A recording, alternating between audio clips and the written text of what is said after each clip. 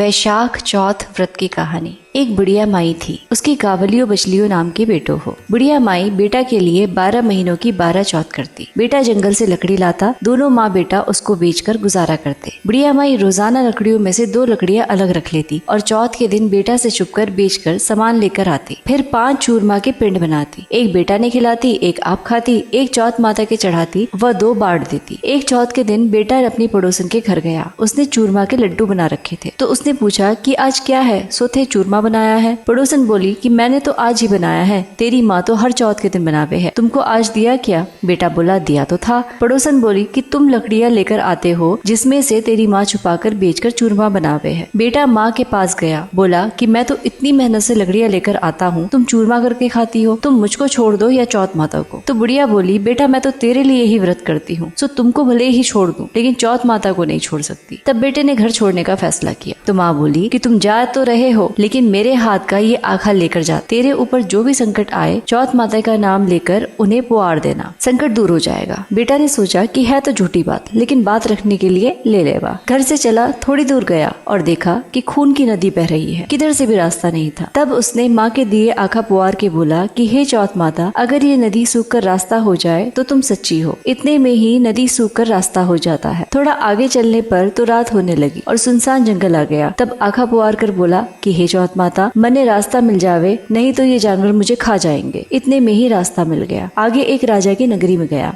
राजा हर महीने एक आदमी की बलि देता था। वह एक बुढ़िया के घर में गया तो देखता है कि बुढ़िया माई रोटी बनाते हुए रो रही थी। तब उसने पूछा कि माई तुम क्यों रो रही हो? बुढ़िया बोली कि मेरा एक ही बेटा है और आज वो राजा की बलि चढ़ जाएगा, मैं ये रोटी उसके लिए ही बना रही हूँ। वो बोला माई ये रोटी मुझे खिला दो, मैं तेरे बेटे के बदले चला जाऊंगा। माई बोली रोटी खिला दूंगी, लेकिन तुझे कैसे भेज दूं? उसने उसे रोटी खिला दी। रात में सोते समय बोला कि राजा का बुलावा आए तुम मेरे को जगा देना। आधी रात को बुलावा आया। बुढ़िया माई सोचने लगी कि पराये पूत ने कैसे बलि चढ़ा दूं, पर इतने में ही वह जग गया और जाने लगा और बुढ़िया माई से बोला कि मेरी पोटली और लाठी रखी है। बुढ़िया माई सोची कि आज तक ही कोई वापस नहीं आया, ये कैसे आएगा? राजा का आदमी उसे साथ लेकर चला गया। वहाँ पर उसे कच्चे घड़े पकने वाले कुंड में चुन दिया। जब वो चुना जा रहा था तो उसने आखा पुआर कर कहा कि हे चौथ माता, 2 संकट टाल दिए, ये भी तुम ही टालो। इतने में आवा पककर तैयार हो गया। 2 दिन बाद आवा के पास बच्चे खेल रहे थे। बच्चों ने खेल खेल में आवा पर कंकरी मारी तो उसमें से आवाज आई। बच्चों ने राजा के आदमियों के पास जाकर कहा कि आवा पक गया। राजा के आदमियों ने सोचा कि 6 महीने में पकने वाले आवा इतनी जल्दी कैसे पक गया। उन्होंने ये बात को बताई। राजा ने जाकर देखा तो सारे बर्तन सोना चांदी के कलश हो गए। वे बर्तन उतारने लगे तो अंदर से आवाज आई कि धीरे धीरे उतारना, अंदर मानस है। राजा ने सोचा कि इसमें से पहले तो कभी कोई आवाज नहीं आई। राजा ने पूछा कि कौन हो तुम? तो उसने अंदर से ही कहा मैं तो वही हूँ जिसे आपने 3 दिन पहले इसमें चुनकर बलि दी थी। उन्होंने खोलकर देखा तो अंदर वो ही आदमी था जिसे 3 दिन पहले उन्होंने इस आवा में चुनकर बलि चढ़ाई थी। उन्होंने सारी बात बताई। उसे महल ले जाया गया। राजा ने पूछा कि तुम कौन हो और बच कैसे गए? तो उसने कहा कि मेरी माँ चौथ का व्रत करती थी, उसी की वजह से बच गया। तब राजा ने कहा कि ये झूठ है, इसकी परीक्षा लेनी होगी। राजा ने 2 घोड़े मंगवाए, एक पर स्वयं चढ़ गया और दूसरे पर उसको चढ़ा दिया। उसके हाथों और पैरों में जंजीर डाल दी गई। राजा ने कहा कि अब अपन जंगल की तरफ चलते हैं। अगर ये जंजीरें खुलकर मेरे हाथ पैरों में आ जाएंगी तो तुम्हारी माँ की चौथ माता सच्ची है। थोड़ी दूर चलने पर ऐसा ही हो गया। राजा के हाथ पैरों में जंजीरें जकड़ गई। फिर उस लड़के ने बड़ी मुश्किल से राजा को वापस राजमहल पहुंचाया और जाने लगा। तब राजा ने उसे रोकने का आदेश दिया। फिर राजा ने उसे अपनी बेटी के साथ विवाह करने के लिए कहा तो उसने सहर्ष स्वीकार कर लिया। राजा ने उसे वही महल में ही रहने के लिए अलग से सारे साधन उपलब्ध करवा दिए। वह राजकाज में सहयोग करने लगा। कुछ महीनों बाद उसे घर की याद आई। एक दिन मौसम बहुत ही खराब हो रहा था, चारों ओर बिजलियां कड़क रही थी। उसे अपनी माँ की याद आई तो उसने अपनी पत्नी से कहा कि आज तो बिजली मेरे गांव की तरफ चमक रही है। तो उसकी पत्नी ने यानी राजा की बेटी ने कहा कि आपके गांव भी है क्या? तो उसने बताया कि हाँ। उसने अपनी माँ के बारे में बताया। फिर कहा कि गांव चलेंगे। दूसरे दिन सुबह वे गांव के लिए रवाना हुए तो राजा ने खूब सारा धन देकर उन्हें विदा किया। गाँव के समीप पहुँचने पर लोगों को पता चल गया। उसकी माँ से बुढ़ापे में लकड़ियाँ तो कटती नहीं थी, इसलिए गोबर के उपले बनाकर उन्हें बेचकर जीवन यापन कर रही थी। वह उपले बीनकर ला रही थी तो तो उसकी पड़ोसन ने बताया कि बुढ़िया माई तेरे बेटे बहू आ रहे हैं। तो उसने कहा कि मेरे भाग्य में बेटे बहू कहाँ है, एक बेटा था जिसे तुमने भी लगा बुझा के निकाल दिया। तो उसने कहा कि मैं सच बता रही हूँ, विश्वास नहीं हो तो देख लो। बुढ़िया ने छत पर जाकर देखा तो सच में गाँव की तरफ से एक लश्कर आ रहा था। घर आके बेटे बहू ने पाँव छुए। बेटे ने कहा कि माँ तेरी चौथ माता के प्रभाव से ही मैं आज जिंदा हूँ। उसी दिन उसने पूरे गांव में हरकारा करवा दिया कि कल मेरे घर पर सामूहिक भोजन है। दूसरे दिन सबको भोजन कराने के बाद खूब सारे उपहार देकर कहा चौथ माता का व्रत करें। चौथ माता जैसे उस बुढ़िया माई और उसके बेटे को संकट से बचाया, वैसे सबको बचाना।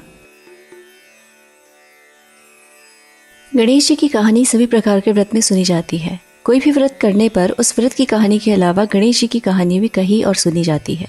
इससे व्रत का पूरा फल मिलता है। तो आइए सुनते हैं गणेश जी की कहानी। एक बार गणेश जी एक लड़के का वेश धरकर नगर में घूमने निकले। उन्होंने अपने साथ चुटकी भर चावल और चुल्लू भर दूध ले लिया। नगर में घूमते हुए जो मिलता उसे खीर बनाने का आग्रह करते, बोलते माई खीर बना दे। लोग सुनकर हंसते। बहुत समय तक घूमते रहे मगर कोई भी खीर बनाने को तैयार नहीं हुआ।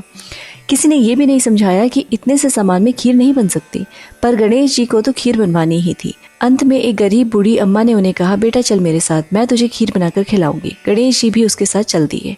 बूढ़ी अम्मा ने उनसे चावल और दूध लेकर एक बर्तन में उबलने चढ़ा दिया। दूध में ऐसा उफान आया कि बर्तन छोटा पड़ने लगा। बूढ़ी अम्मा को बहुत आश्चर्य हुआ, कुछ समझ नहीं आ रहा था।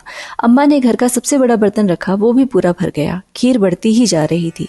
उसकी खुशबू भी चारों तरफ फैल रही थी। खीर की मीठी मीठी खुशबू के कारण अम्मा की बहू के मुंह में पानी आ गया। उसकी खीर खाने की तीव्र इच्छा होने लगी। उसने एक कटोरे में खीर निकाली और दरवाजे के पीछे बैठकर बोली, ले गणेश तू भी खा मैं भी खाऊं, और खीर खा ली। बूढ़ी अम्मा ने बाहर बैठे गणेश जी को आवाज लगाई, बेटा तेरी खीर तैयार है, आकर खा ले। गणेश जी बोले, अम्मा तेरी बहू ने तो भोग लगा दिया, मेरा पेट तो भर गया, खीर तो गांव वालों को खिला दे।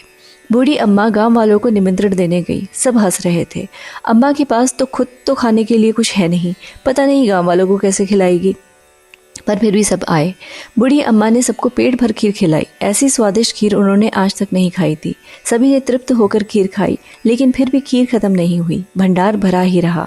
हे गणेश जी महाराज, जैसे खीर का भगोना भरा रहा, वैसे ही हमारे घर का भंडार भी सदा भरे रहना। बोलो गणेश महाराज जी की जय।